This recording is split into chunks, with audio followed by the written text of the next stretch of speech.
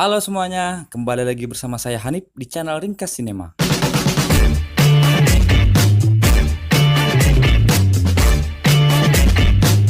By the way, apa kabarnya kalian hari ini? Semoga kita semua selalu sehat dan bahagia sampai akhir hayat. Film diawali dengan diperlihatkannya seorang wanita parubaya bernama Holly Pierpoint sedang menyetir mobil menuju ke sebuah tempat. Di sini, ia juga sedang menjawab telepon dari suaminya yang menanyakan kabar istrinya itu. Diketahui ternyata Holly hampir setiap akhir pekan selama 6 bulan terakhir selalu pergi keluar kota sendirian dengan alasan tuntutan pekerjaan dari kantor. Singkat cerita, sampailah Holly ke tempat yang ia tuju yang ternyata tempat itu adalah sebuah hotel mewah di kaki pegunungan Aspen. Di sini Holly kemudian diantarkan oleh tamu hotel yang bernama Dave menuju ke kamar yang sudah dipesankan seseorang untuk dirinya. Seseorang itu adalah Everett Allen, pria selingkuhan Holly. Sesampainya di dalam kamar, Holly menemukan sebuah amplop yang berisi pesan dari Everett bahwa ia sedang tidak berada di kamar dan akan segera kembali ke kamar secepatnya. Di surat itu juga tertulis agar Holly segera mandi dan membuka surat satunya lagi yang ada di dekat wastafel. Segera setelah mandi, Holly kemudian menemukan sebuah kotak berisi seperangkat alat tempur untuk ia gunakan ketika mereka kiwi-kiwi nanti. Holly yang mengerti maksud dan tujuan peralatan tersebut kemudian memasangnya dan menunggu kehadiran dari Everett. Tak perlu menunggu lama, datanglah seorang pria yang sudah ditunggu oleh Holly. Holly mengira yang datang itu adalah selingkuhannya Everett. Namun pria tersebut sama sekali tidak mengeluarkan suara dan langsung melakukan investigasi ke seluruh bagian tubuh Holly. Sementara itu, Holly dengan santainya menikmati permainan pria tersebut. Namun, karena pria tersebut investigasinya terlalu kasar dan tidak sesuai dengan SOP yang berlaku, menyebabkan Holly kesakitan dan meminta untuk segera berhenti. Hingga akhirnya investigasi itu pun selesai dan pria itu kembali mengencangkan celananya. Setelah puas, pria itu kemudian mendatangi pria lainnya yang sedang terikat tangan dan tertutup mulutnya. Ternyata, pria yang tertutup mulutnya itu adalah Everett Allen, selingkuhan Holly. Dan pria satunya yang terlihat lebih tua adalah Russell Pierpoint, suami sah Holly Pierpoint yang baru saja ia kiwi-kiwi. Di sini Russell kemudian memaksa Everett untuk berbohong agar Holly tetap percaya kalau yang baru saja kiwi-kiwi dengannya adalah Everett. Russell yang telah menculik istri dan anaknya Everett kemudian mengancam akan melukai keluarganya kalau salah satu dari Holly atau Everett keluar dari kamar tersebut. I'll call you later. Enjoy my wife. Everett kemudian membuka kunci borgol di tangan Holly. Holly yang kecewa karena permainan Everett terlalu kasar lalu marah dan bersiap-siap untuk pergi dari situ.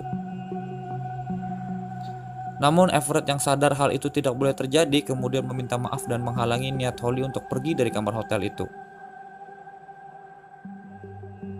Situasi setelahnya masih bisa dikontrol oleh Everett.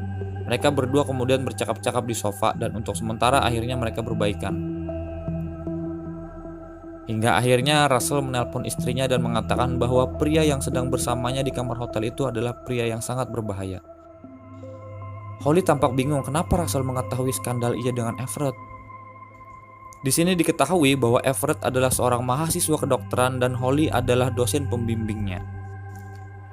Holly awalnya mengelak untuk jujur kepada suaminya kalau ia sedang bersama dengan Everett. Tapi suaminya kemudian terus mencecar dengan memberi informasi-informasi negatif tentang Everett kepada Holly.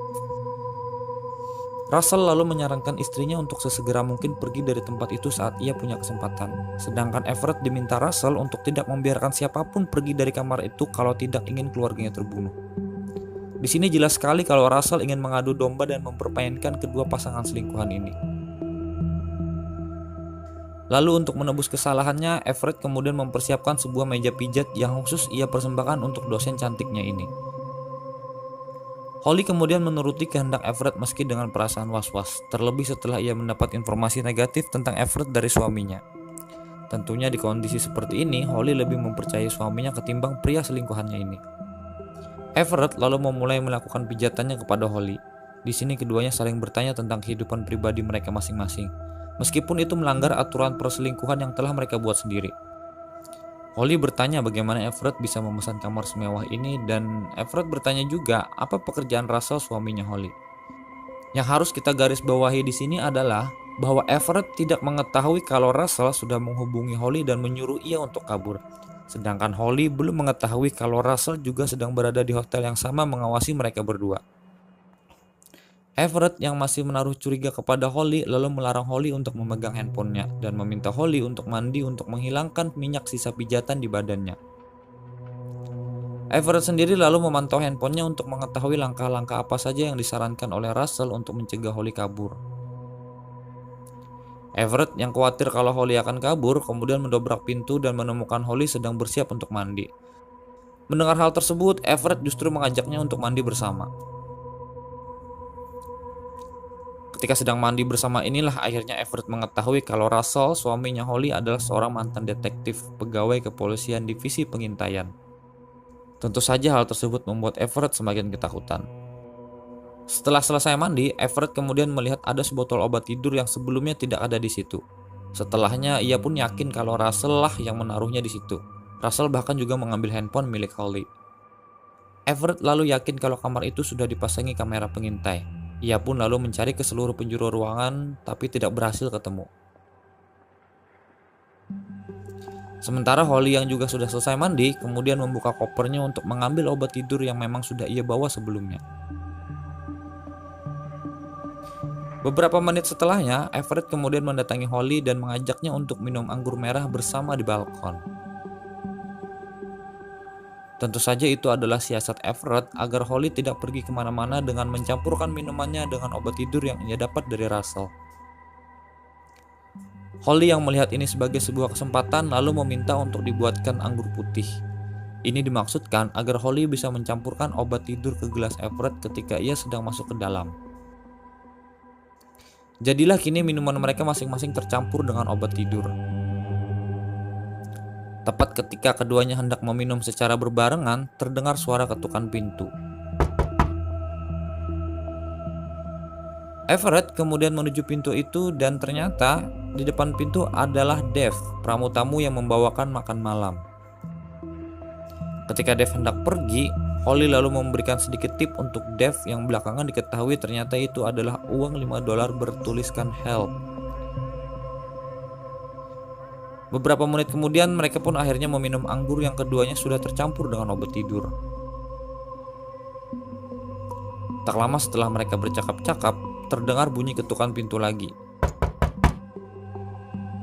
Everett kemudian membukanya dan ketika dibuka ternyata di depan pintu sudah ada nampan saji yang berisi potongan jari manusia, yaitu potongan jari dari istrinya Everett, Lydia. Dan itu adalah akibat dari kelalaian Everett menjaga Holly, hingga Holly berhasil menulis pesan di uang tip yang diberikannya kepada Dave. Everett yang frustasi lalu dirayu oleh Holly, dan ia akhirnya menghabiskan sisa minuman anggur yang sudah tercampur dengan obat tidur. Di sini Everett lalu memberitahukan kepada Holly kalau kamar ini sudah disadap oleh suaminya. Beberapa menit kemudian reaksi dari obat tidur keduanya mulai muncul dan keduanya pun mulai ambruk tertidur. Ketika terbangun, Holly menyadari kalau kedua tangannya sudah terborgol di sebuah besi. Sementara Everett yang terbangun di ranjang dikagetkan dengan kemunculan Russell yang duduk di kursi roda dengan mulut tertutup dan bersimbah darah karena lidahnya yang sudah terpotong. Everett kemudian mengambil kunci borgol dan melepaskan Holly dan membawanya ke hadapan suaminya. Everett semakin dibingungkan dengan ketidakjelasan siapa yang sebenarnya merencanakan semua ini, terlebih dengan ketidakmampuan Russell untuk diajak bicara, sehingga tidak ada yang bisa ditanyakan. Jika begini kejadiannya, lalu siapa dalang dibalik semua kekacauan ini? Siapa psikopat sebenarnya? Tak lama kemudian, Russell pun mati tepat di pelukan istrinya. Namun ia sempat menuliskan sebuah pesan tersirat di secarik kertas untuk istrinya.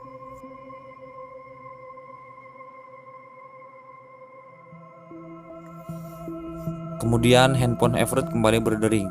Kali ini di ujung telepon sana suara misterius itu menyampaikan untuk mengubah alur permainan. Yang awalnya tidak boleh ada yang keluar dari kamar, menjadi hanya satu orang di antara Holly atau Everett yang boleh keluar dari kamar itu esok hari. Everett yang pendek akal lalu mengambil sebuah pisau dengan tujuan membunuh Holly. Holly kemudian terselamatkan dengan ketokan bunyi pintu.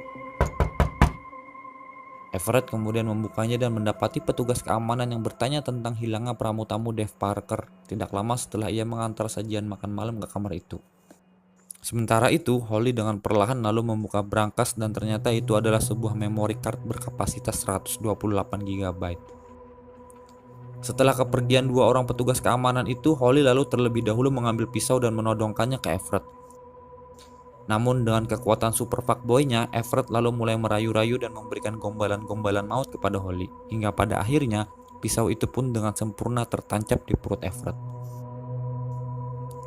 Dan kini Everett mulai meregang nyawa tepat di pangkuan Holly dan meminta agar tidak memberitahukan kepada keluarga Everett atas perselingkuhan mereka selama ini. Dan akhirnya Everett pun mati. Handphone Everett kembali berdering. Kali ini Holly yang menerimanya. Dari ujung telepon sana, suara misterius itu memberitahukan kalau Holly sudah boleh pulang karena sudah berhasil bertahan dari permainan ini. Atau Holly bisa datang ke kamar 513 menemui pemilik misterius dan mengetahui apa alasan utama dari semua kekacauan ini. Holly lalu mengambil kunci kamar 513 di dalam kantong celana suaminya dan memusnahkan handphone itu di microwave, sesuai dengan permintaan si suara misterius itu. Holly kemudian mendatangi kamar 513. Di sini ia melihat beberapa layar yang digunakan untuk memantau kamar yang ia tempati dengan Everett. Ia lalu menemukan seorang wanita yang sedang terikat dan bersimbah darah. Wanita itu ternyata adalah Lydia, istri dari Everett. Holly kemudian menjanjikan kalau ia akan mengeluarkan mereka dari sini. Namun sebelum ia menelpon pihak yang berwajib, Holly memutuskan untuk melihat apa isi memory card yang ia ambil dari dalam brankas kamarnya. Memory card itu berisi rekaman ketika suaminya Russell sedang memasang kamera pengintai di kamar yang akan ditempati oleh Holly dan Everett. Dan di rekaman itu juga terdapat Lydia, istri dari Everett. Ternyata selama ini Russell dan Lydia lah yang merencanakan semua ini. Mereka yang merupakan pasangan yang tersakiti bekerja sama untuk memberi pelajaran kepada pasangan mereka masing-masing. Namun yang merupakan otak awal dari rencana ini semua adalah Lydia. Itu karena ia sudah terlalu sering diselingkuhi oleh suaminya. Sadar kalau ia tidak serta-merta bebas dari kekacauan ini, Holly berusaha sekuat tenaga mempertahankan memory card tersebut. Karena itulah satu-satunya bukti terkuat yang akan membuktikan kalau Lydia lah otak dari semuanya ini. Namun Lydia berhasil merebutnya, merusaknya dan membuangnya ke dalam kloset. Hingga akhirnya Holly yang sangat frustasi pun membunuh Lydia dengan menghempaskan vas bunga ke kepala Lydia. Dan film pun selesai.